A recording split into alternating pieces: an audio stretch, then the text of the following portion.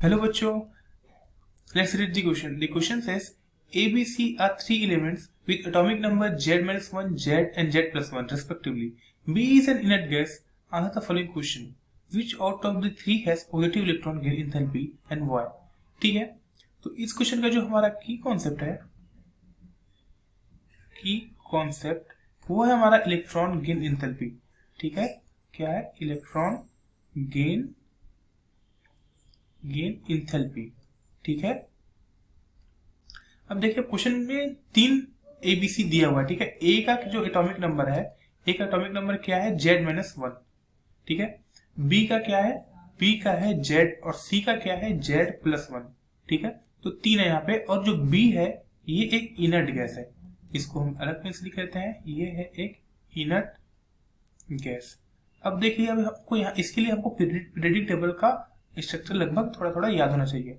ठीक है, मान लीजिए ये हमारा पीरियोडिक टेबल है लगभग. ठीक है, थोड़ा ऐसे मान लीजिए यहाँ पे ऐसा होता है, थोड़ा यहाँ पे कम होता है, हम इसको मान लेते हैं. ठीक है, ये हमारा अगर ये हमारा पीरियोडिक टेबल है, तो यार इनर्ट गैस हमारी कहाँ पे होती है? जो सबसे लास्ट वाला जो ग्रुप होता है वो हमारा इनर्ट गैस का ग्रुप होता है.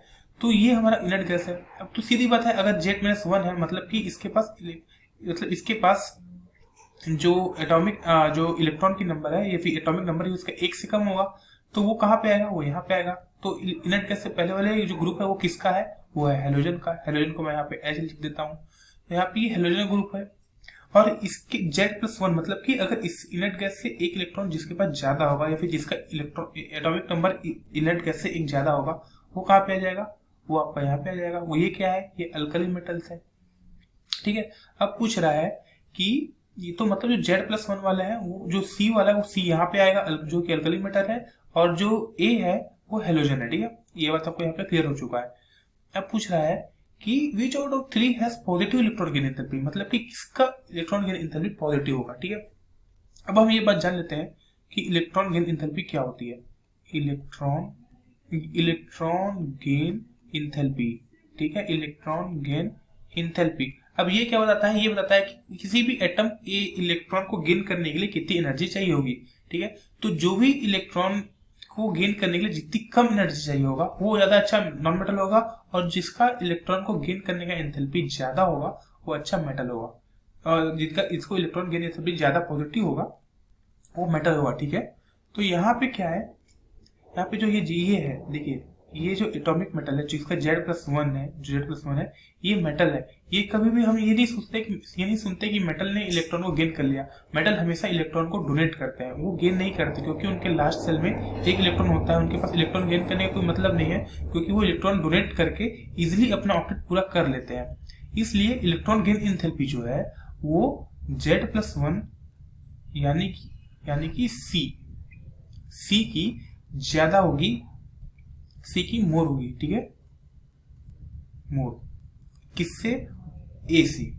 ठीक है, क्योंकि ए तो यहाँ पे हेलोजन है, और हेलोजन की जो इलेक्ट्रॉन गेन एंथैल्पी होती है वो सबसे ज्यादा नेगेटिव होती है किसी से भी, क्योंकि वो सबसे जल्दी इलेक्ट्रॉन को गेन कर लेते हैं.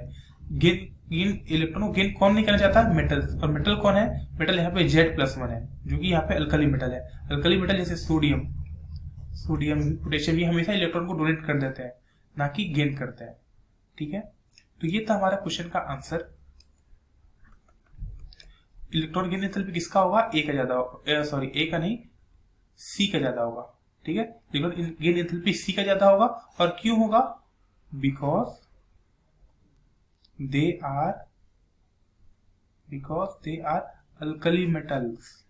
क्या है? Alkali metals.